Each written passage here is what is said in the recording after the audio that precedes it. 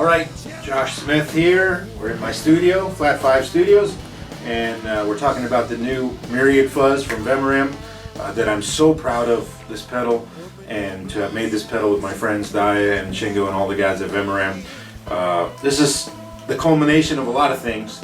Number one, we started working on this crazy Myriad pedal a couple years ago, which is still not out yet, but will be coming. And part of that pedal was a fuzz circuit that I'd wanted for a long time.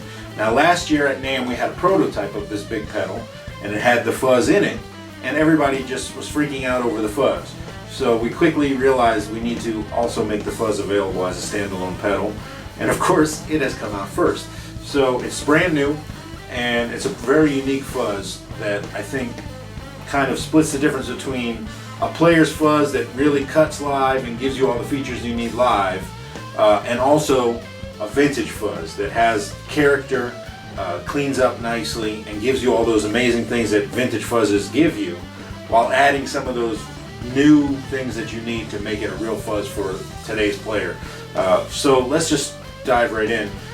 This pedal has two transistors, both germanium and silicon.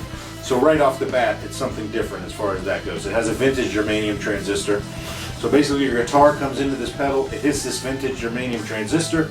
You can bias this transistor. There's a trim pot on the back of the pedal, or you can set the germanium cold, hot, in the middle, wherever. Then from there, it hits a silicon transistor, which has a fixed bias. Now, you can't blend between the two, they're both always on, but then it hits a control called the feel knob.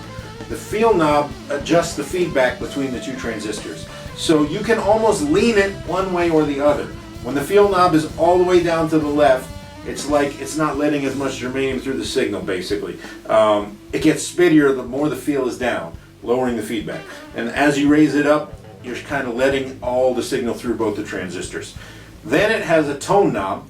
The tone knob is incredibly versatile in allowing you to go from full-on super thick fuzz face to a really cutting tone that works live in all situations. You can actually get really bright with it. Then you have volume and fuzz, of course, like a standard fuzz pedal. Now these work the way those do, where when you turn the fuzz all the way up it gets extremely thick. The volume is also very interactive with the tone knob. The more you raise the volume, the more the tone knob changes how you kind of change the feel of the tone. So it also has an extreme amount of volume on tap. So it's well above unity and has a lot of headroom. This all adds to the things that are important to me. Maximum dynamics and flexibility, and the ability to actually be heard live on the gig. You know, these are the things I'm looking for. So this fuzz is, like I said, a mix of all those great vintage fuzz things that you love, added to it things that I think are very important, like high headroom, extra dynamics, and flexibility. So you can go from full-on super thick fuzz face in this pedal to really spitty silicon or starved germanium fuzz and everything in between. If you bias the germanium really hot, you can turn the fuzz knob all the way down and then turn the gain and the feel up and get almost like a fuzzy overdrive channel that is unlike a tone I've ever heard, actually. So it's a simple pedal at heart that has a million good sounds that we work really hard to almost eliminate anything bad in there. So anywhere you set the knobs, it's going to be great. I'm really, really proud of it, and I hope you guys check it out. I'm going to run through kind of all the settings that I've been using in it and all the things that it can do in the video following this. So thanks for listening, and check out the Myriad Fuzz.